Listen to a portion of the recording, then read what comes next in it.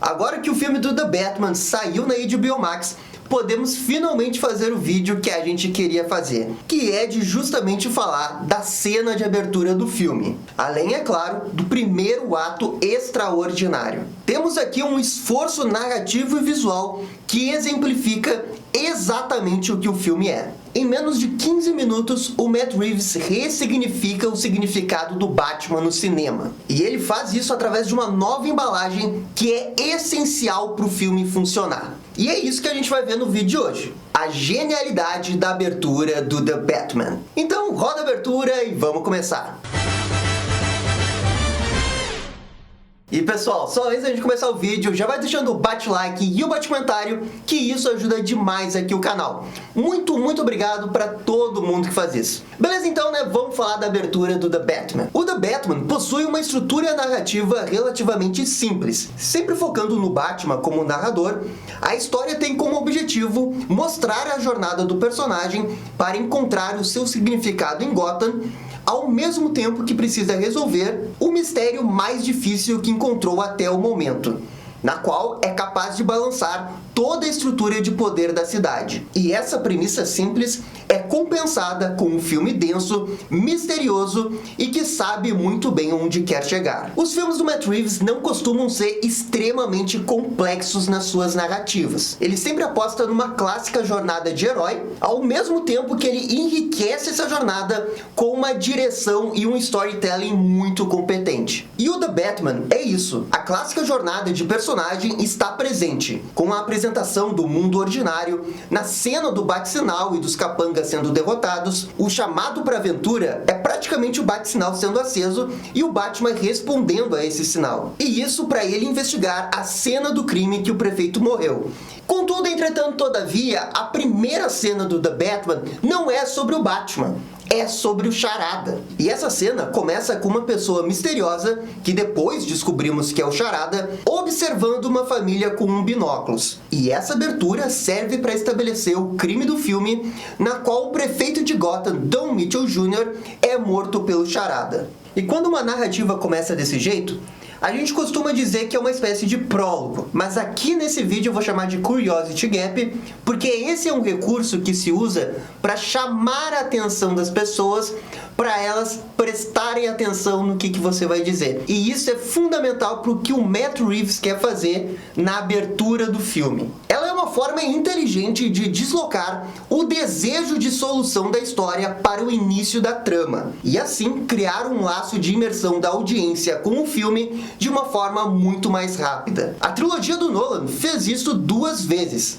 no Cavaleiro das Trevas com a cena do Coringa e no Cavaleiro das Trevas Ressurge com a cena do Bane, por exemplo. E quando se trata de filme, geralmente os cineastas usam o Curiosity Gap para justamente ter uma cena empolgante bem no início, porque logo na sequência a gente não vai ter cenas tão imersivas como essa. E ele prefere deslocar essa ação do desejo para o início do filme, para a audiência já saber o que vai acontecer de tenso no filme. E isso é algo extremamente comum e não é um problema. Aqui no The Batman, o Matt Reeves usa o Curiosity Gap para justamente dar um preview sobre o que é o filme. Porque olha só, a cena de abertura do Charada é genial, porque envolve a morte do prefeito, um serial killer mascarado e uma criança traumatizada. Essas 3 coisas ficam evidentes na cena que ele mostra e são essenciais para entender o filme. Porque olha só, quando um prefeito é morto num filme, ele nunca é morto por acaso.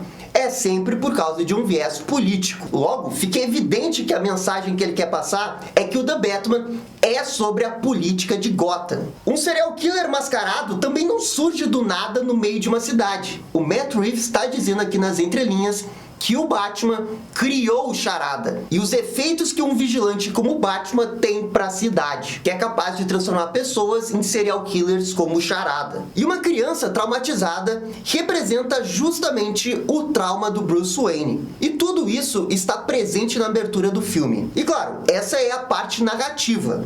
Não podemos nos esquecer do elemento visual e estético que é muito forte no The Batman, na qual evoca filmes de terror e noir ao mesmo tempo. E uma outra coisa que o filme abre mão é de qualquer tipo de abertura de crédito. A gente tem o logo da DC e o título do The Batman. E deu. Isso evidencia a vontade do diretor de iniciar com uma cena de segurar o fôlego e inclusive a imersão, na qual, se tivesse até o crédito de quem é o diretor de fotografia ali, poderia quebrar a imersão que ele queria fazer. E a gente não tem o crédito de ninguém que participou do filme, até mesmo na cena seguinte, quando o Batman é apresentado. Até filmes como Zodíaco possuem crédito entre as cenas da narrativa. Ou a gente também tem filmes como Seven, que possui uma abertura estética própria para ambientar o método do vilão. Agora, o que a gente tem de fato nessa cena é que o Matt Reeves usou o Curiosity Gap de uma forma muito inteligente, que foi justamente definir a temática do filme, todos os temas que o filme vai abordar, ao mesmo tempo que ele nos dá uma cena de tirar o fôlego do vilão. E isso porque a cena seguinte, a do Charada,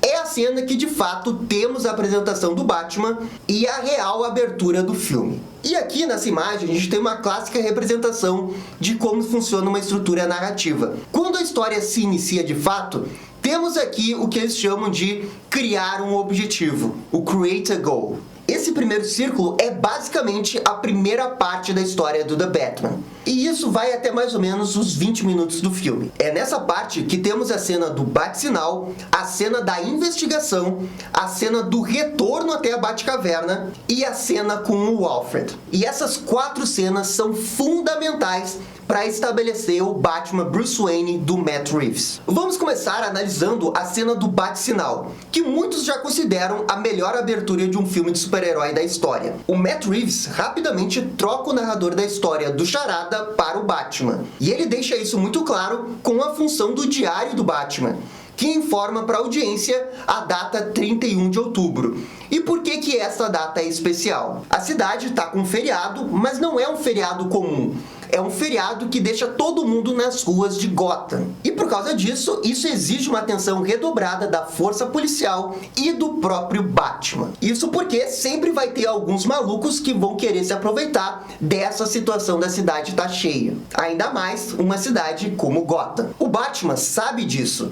E por isso ele vigia a cidade no ponto de maior movimentação. Obviamente, ele não faz isso como Batman, e sim como Bruce Wayne disfarçado. E o ponto importante aqui é a narração do Batman. Ele diz que 2 anos na cidade o transformaram num animal noturno. Ele também diz que precisa escolher bem os seus alvos. E essa fala que ele precisa escolher bem os alvos dele, com certeza não é à toa. É para remeter sim a um predador que está caçando na selva. Esse diálogo ele é fundamental para já construir a personalidade do Bruce. Ele é alguém que está obcecado com esse trabalho, alguém que troca o dia pela noite, alguém que não é Bruce Wayne, é o Batman. Cortamos então para 3 pontos de vistas diferentes. Um assalto a uma loja de conveniência, um assalto a um banco e um trem. A ideia é mostrar que o crime da cidade de Gotham está descontrolado, e o Batman sabe disso.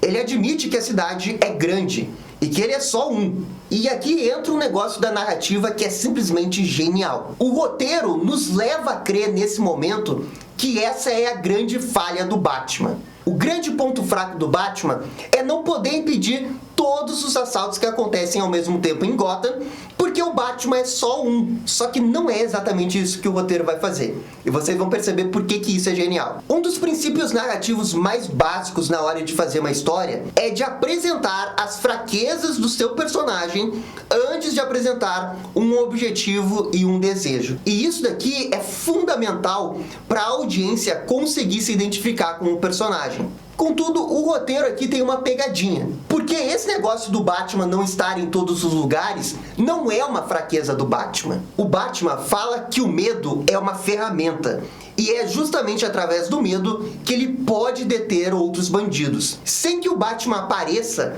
ele consegue deter 2 crimes em andamento com apenas o mero medo dos bandidos. Então o que o roteiro está fazendo aqui não é apresentar uma fraqueza do Batman, e sim uma força dele. O roteiro aqui, ele tá adiando um pouco a apresentação das fraquezas do Batman. E ele faz isso por um bom motivo. Porque o Batman do Matt Reeves é o Batman ano 2. O Matt Reeves precisa, antes de começar qualquer coisa da história dele, que o Batman dele já superou o básico de ser Batman. E é exatamente por isso que ele precisa colocar essas cenas do Batman sendo badass, do Batman sendo o cara detendo o crime de Gotham, pra você não duvidar das habilidades do Batman. Você tem que acreditar nesse Batman. E o objetivo dessa cena inicial, mostrando as forças do Batman e não as fraquezas, é justamente isso. De uma forma geral, ele precisa convencer a audiência que o Batman está capacitado a defender Gotham. E ele de fato faz isso. A gente vê o Batman sendo badass, batendo nesses capangas. Ele diz que é a vingança. Tem uma cena bem maneira e percebemos que os bandidos também têm medo do Batman. Mas é nesse momento que temos sutilmente sendo apresentado a fraqueza do Batman. Ao salvar o cidadão que estava pedindo ajuda, percebemos que esse cidadão também tem medo do Batman. E aqui está a apresentação da fraqueza do Batman. Só que a genialidade do filme é que o filme não fala isso pra gente. Está ali, só que a gente não vê. E por que a gente não vê? Porque quem tá contando a história é o Batman. O Batman é o narrador da história. E o Batman não percebe isso. E essa percepção é um negócio que ele só vai se dar conta no final do filme. E o filme precisa segurar essa tensão nesse arco que ele abriu aqui até o final do filme. E é por isso que o filme é genial, porque ele mostra isso, só que de uma forma sutil. Está ali, só que a gente não consegue ver nesse momento. A questão é que nem o Batman sabe nesse momento que essa é a fraqueza dele. E se nem o Batman sabe, por que nesse momento a gente também deveria achar que isso é uma fraqueza? Contudo, não é só isso. O Batman tem os seus próprios receios a nível pessoal. E logo logo o filme vai apresentá-los. É exatamente por isso que a abertura do filme está dividida em 4 cenas. Nessa primeira cena do Bat-Now, o Matt Reeves estabelece o Batman para a audiência e o Batman para Gotham. Na sequência, ele vai apresentar o Batman para a polícia e depois o Batman para o próprio Bruce Wayne e depois o Batman para o Alfred. Cada nível de inter-relação do Batman é apresentado individualmente em cada uma dessas cenas. E a soma total da construção de personalidade dessas cenas vai fazer o Batman do filme. A cena seguinte é a cena da investigação. É uma cena pesada, tensa, justamente porque os policiais estão tensos em ter o Batman ali. Novamente, o filme busca sua inspiração em filmes noir. E acaba que a inspiração vem de Seven. O Batman investiga a cena do crime e fica muito claro qual que é o objetivo dele no filme. O create a goal do roteiro é esse daqui: descobrir quem é o serial killer, desvendar o mistério da morte do prefeito e entender por que ele está atrás do Batman. Essa cena também cria subtramas que ao longo da história vão ser atendidas, como por exemplo, uma parte da polícia de Gotham confiar e a outra parte não confiar no Batman. Várias pequenas pistas são espalhadas pela cena do crime para criar tensão e mistério. A ideia é que a audiência seja os olhos do Batman e que ela participe da resolução do crime junto. Contudo, temos um outro elemento importante aqui: o garoto. Quando o Batman vê a criança chorando ali no quarto dele, ele para. E é esse garoto que o faz lembrar do seu passado. 2 anos o transformaram num animal noturno. Mas Bruce Wayne nunca deixou de ser aquela criança transtornada pelo trauma de perder seus pais. A cena da criança é importantíssima para a audiência lembrar quem é o Batman. Afinal, a audiência não é burra. A audiência sabe quem é o Batman. Ela sabe que o Batman veio da morte de seus pais. O Batman nasceu ali. E o Matt Reeves sabe que não precisa tocar de novo nessa ferida, porque tá todo mundo careca de saber isso. Só que o Matt Reeves, ao mesmo tempo que ele não precisa da origem do Batman, ele precisa do sentimento que transforma o Bruce em ser o Batman. E a solução para evocar esse sentimento na audiência é colocando o garoto ali. É uma forma muito inteligente de evocar a origem do Batman sem de fato contar ela. É por isso que a criança está ali. Ela é a força motora do Batman e da audiência. O Batman tá ali para resolver o crime, não porque é o prefeito de Gotham que morreu, mas porque uma criança perdeu seu pai. E isso está intimamente ligado à origem do Batman. É para isso que o Batman existe. E é isso que Bruce Wayne tenta evitar toda noite que ele sai de casa. E isso, meus amigos, é genialidade. É storytelling bonito, bem feito, formoso. Porque ele evoca todo o sentimento da origem do Batman sem mostrar a origem. Genial, genial. Pouquíssimas outras pessoas tinham feito isso antes na história do Batman. E bem, vocês lembram quando eu falei que é importante o filme estabelecer as fraquezas do personagem para que a audiência consiga se identificar com ele? Essa é uma fraqueza e força motriz do Batman. Ajudar a criança, ao mesmo tempo que isso associa o passado traumático do Bruce. A audiência tem que se relacionar com isso, essa missão do Batman, e entender o que o Batman passou e torcer por ele até o final do filme. É assim que se cria relacionamento com o filme e audiência. E é na cena seguinte que a gente começa a se identificar ainda mais com o Bruce. E eu estou falando da cena 3, que é a cena que o Batman tá na moto e ele retorna pra Batcaverna. E enquanto ele tá voltando, ele fica refletindo sobre o que ele passou já. O Bruce diz em narração que não sabe se está fazendo a diferença. Apesar de evitar os crimes, a verdade é que os crimes nunca estiveram tão alto. Ele não se sente realmente útil para a cidade, mas de qualquer jeito ele precisa tentar. E é aqui que acontece para mim a maior genialidade do filme. Muita gente fala da cena do bate-sinal.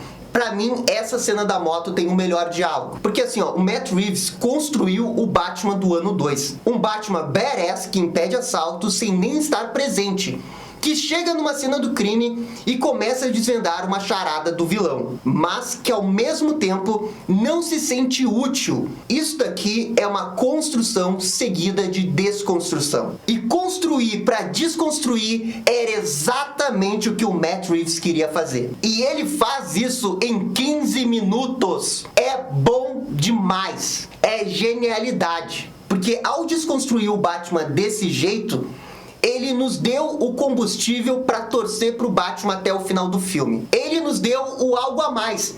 Porque torcer para aquela criança que perdeu seus pais é uma coisa que a gente faz desde o primeiro filme do Batman. Não teria nada de diferente aí. Ele tá mostrando diferente aqui. Ele tá dando a sua pincelada. A pincelada do gênio. A jornada pessoal do Batman é ele entender como que ele pode ser útil para a cidade. E como diabos ele vai conseguir fazer isso? É isso que a audiência e o próprio Batman vão descobrir ao longo das 3 horas de filme. A verdade é que o Matt Reeves já respondeu com aquela cena do civil com medo. Mas como o filme está todo na perspectiva do Batman, a gente ainda não entendeu isso completamente. O fato é que o Bruce Wayne, nesse momento, é uma pessoa com um objetivo muito claro. Mas ele não sabe exatamente como alcançar esse objetivo. E isso é tão forte para a personalidade dele que chega a destruir quem que ele é. E é justamente aqui que vem a cena 4 da Batcaverna. Essa é a cena que o Bruce começa a investigar o que ele coletou na cena do crime. Ele admite na narração que a noite vira dia e ele continua se devotando ao que faz. O problema é que isso gera consequências.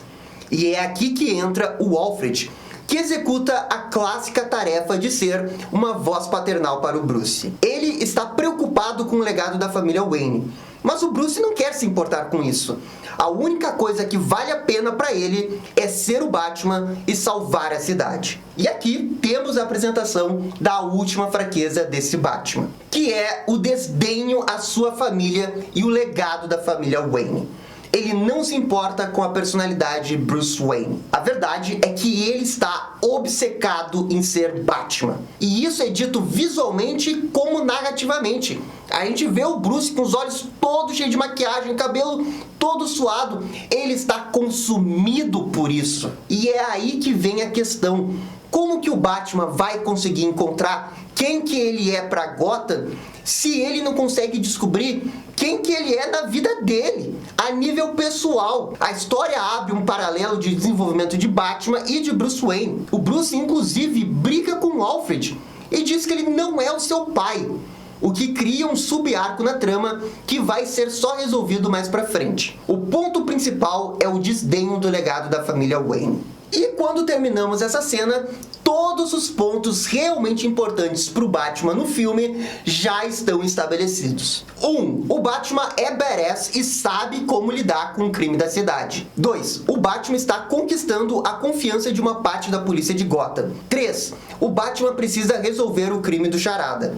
4. Contudo, o Batman não sente que está fazendo diferença em Gotham, apesar disso tudo. E 5. O Batman não se importa com o legado da família Wayne. E claro que ainda há outras subtramas que vão ser apresentadas ao longo da história, como por exemplo o negócio da Mulher Gato, mas 95% das tramas relevantes do filme estão apresentadas aqui. Aliás, se avançarmos para o final do filme, vamos perceber que o Batman lida com algumas de suas fraquezas diretamente. Ao salvar o garoto que perdeu seu pai no início do filme, ele ajuda o morcego a perceber que precisa ser um símbolo para a cidade. E isso entra totalmente de acordo com a cena do início do filme, com um cidadão com medo do Batman. A criança não tem mais medo. Ela acredita no Batman. E é através dessa criança que tem o mesmo trauma que o Bruce que o Batman finalmente percebe como que ele de fato pode ser significante para a cidade. O filme fecha muito bem esse arco que ele abriu no início do filme para o final, com a criança sendo salva para o Batman, fazendo um grande paralelo com o cidadão, ao mesmo tempo que resolve uma das fraquezas do Batman. E o Batman alcança um novo equilíbrio de ser. Ele não tem mais essa fraqueza, ele evoluiu na história. E isso é um arco positivo de personagem. Ele sai do menos e vai pro mais. Ele aprende algo com a história. A outra fraqueza do Batman é a questão de entender o legado da família Wayne. Durante o filme, o Charada expõe a verdade sobre Thomas e Martha, o que força o Bruce a encarar esse legado. A verdade é que até então o Bruce estava fugindo desse legado. Mas ao encarar esse legado sendo Batman e Bruce Wayne, ele acaba entendendo de fato o verdadeiro legado da família Wayne. E o que o Thomas e a Martha estavam querendo fazer para a cidade de Gotham. Metaforicamente, podemos dizer que o Bruce transforma a família dele em Gotham. Ele quer proteger a família ao mesmo tempo que ela tem orgulho dele. Isso tudo é simbolizado quando o garoto estende a mão pro Batman.